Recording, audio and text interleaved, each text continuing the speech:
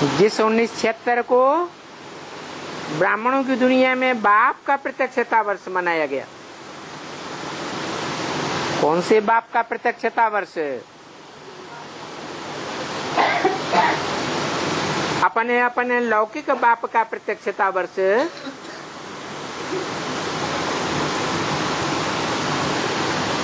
आत्माओं के बाप का प्रत्यक्षता वर्ष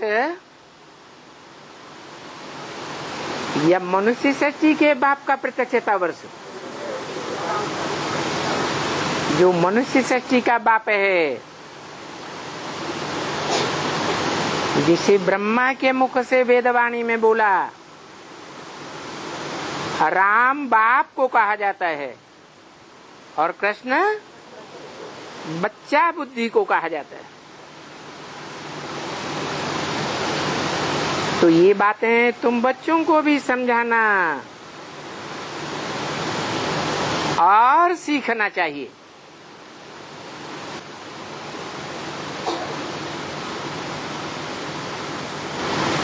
तत्वम,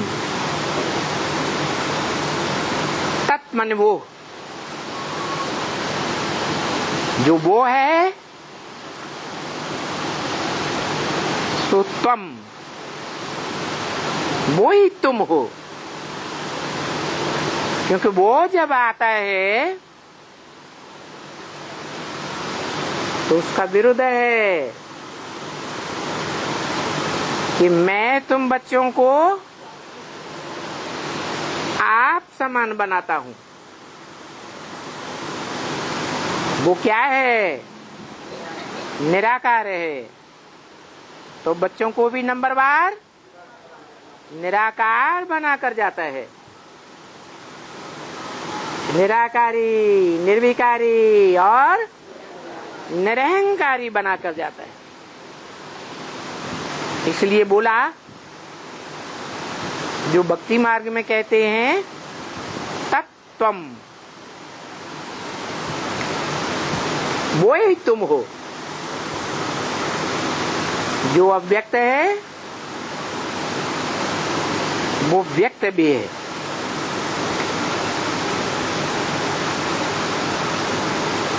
तुम भी ऐसे ही बनते हो, व्यक्त भी बनते हो और अव्यक्त भी बनते हो। भक्ति मार्ग में इसका क्या प्रूफ है?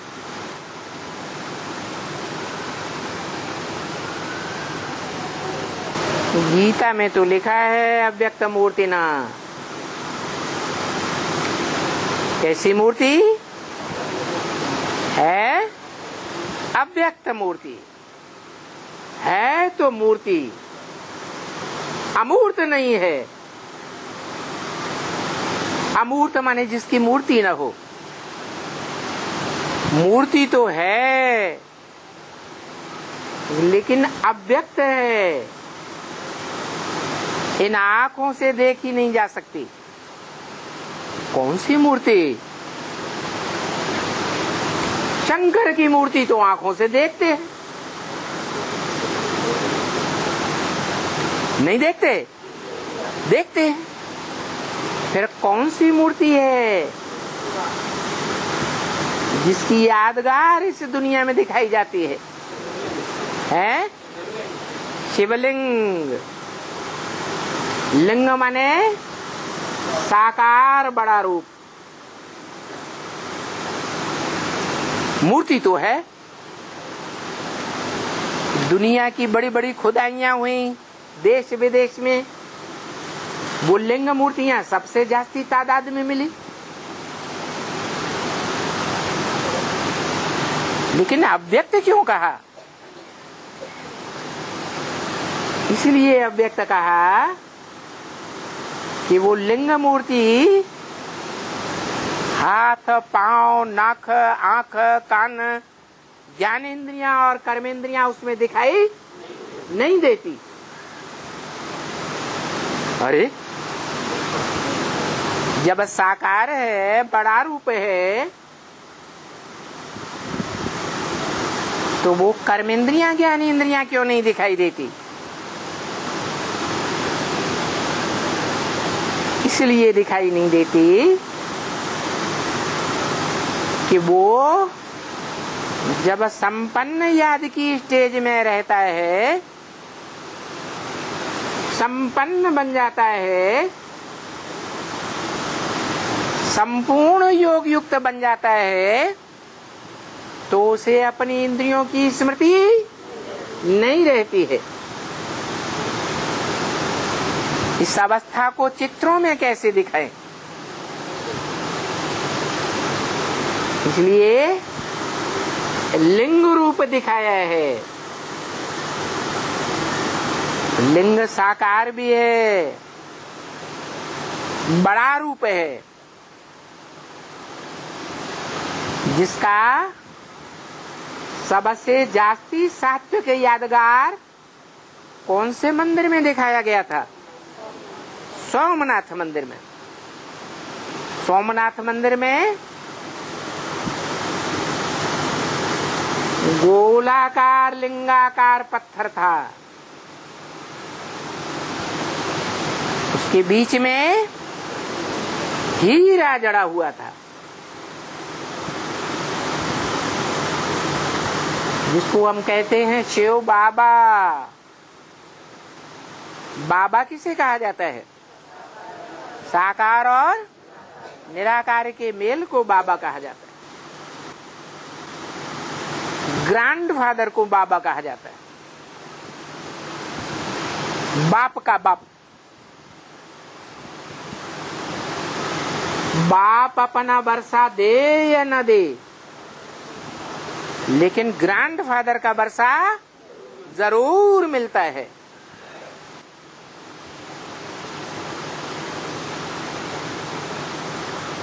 तो वो लिंग रूप जो हाथ पांव नाका कान कर्म इंद्रियों ज्ञान इंद्रियों की स्मृति से परे की स्टेज में स्थिर हो जाता है, ऐसी याद में टिक जाता है।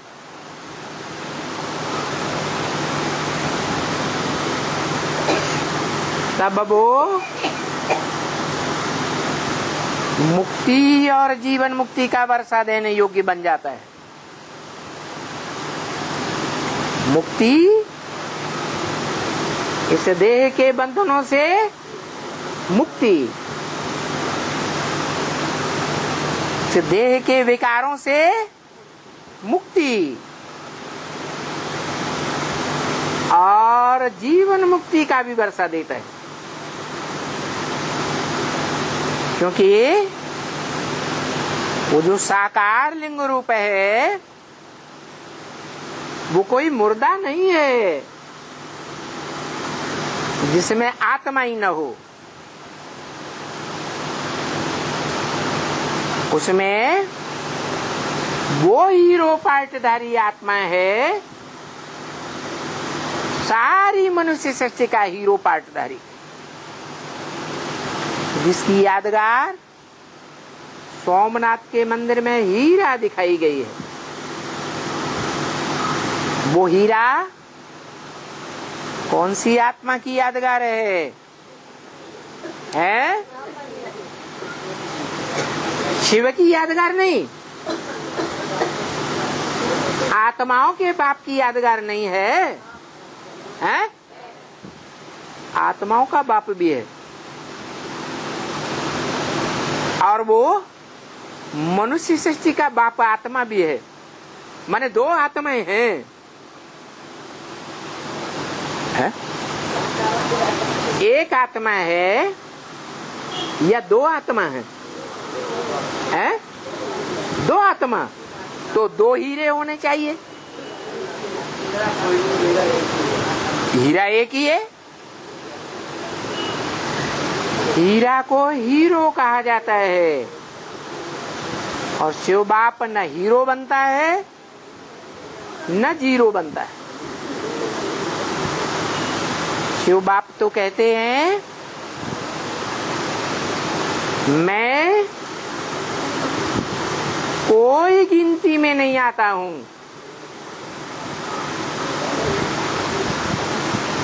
ये रतन 9 प्रकार के होते हैं, जिनमें हीरा की गिनती होती है अव्वल नंबर। परंतु मैं तो हीरा बनता ही नहीं हूँ। हीरा तो पत्थर होता है।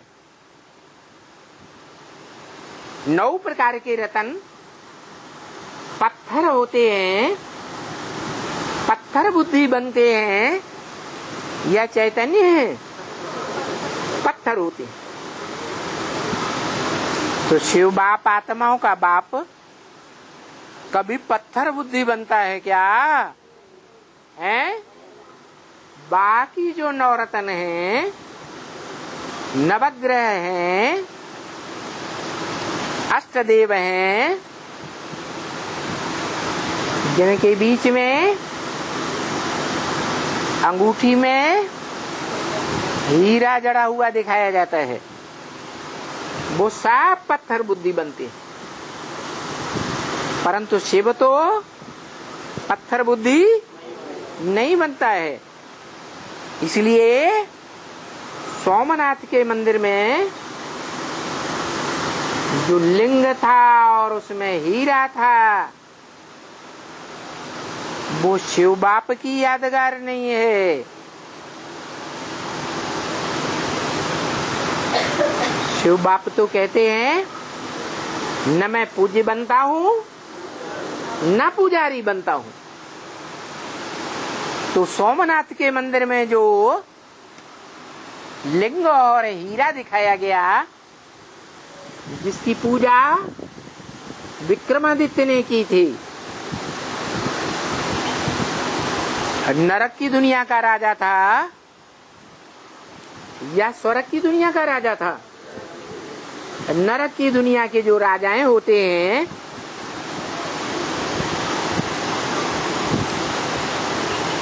वो राजाएं पतित विकारी होते हैं या निर्विकारी बुद्धि होते हैं? पतित विकारी बुद्धि होते हैं। उन पतित विकारी बुद्धि राजाओं को अपना राज्य चलाने के लिए पवित्र रहने वाले ब्राह्मणों को मंत्री बनाना पड़ता है या कोई को गुरु बनाना पड़ता है, जिनसे राय लेकर के वो हर कार्य करते हैं। तो राजा विक्रमादित्य को द्वापर के आदि में ये बुद्धि किसी ने तो दी होगी कि तुम निराकार व्यक्त मूर्ति की रचना करो और उसकी पूजा करो।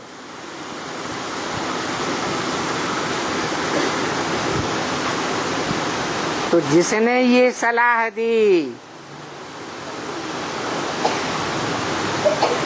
वो सलाह देने वाला संगम युग में वही आत्मा है जो प्रैक्टिकल जीवन में रहते रहते मुक्ति और जीवन का मुक्ति का वर्षा देती है।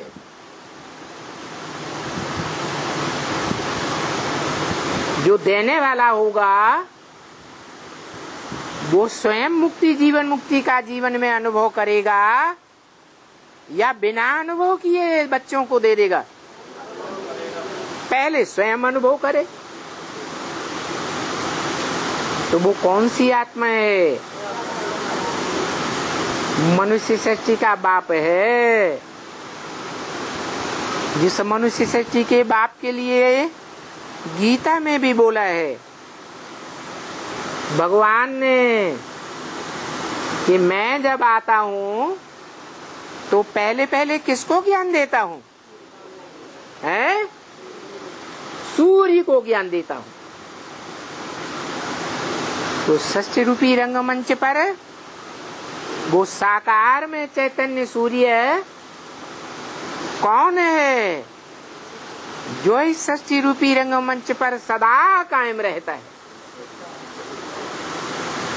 इस सृष्टि में सदा कायम कोई चीज नहीं है। सदा कायम एक ही शिव बाबा है।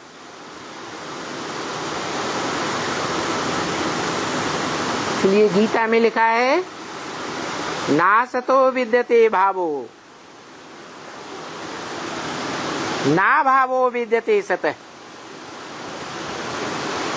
सत्य का इस दुनिया में कभी अभाव नहीं होता। भले सारी दुनिया नष्ट हो जाए तो भी इस दुनिया में सत्य रहेगा जरूर, और असत्य को पांव नहीं होते। झूठ बक खड़ा होता है।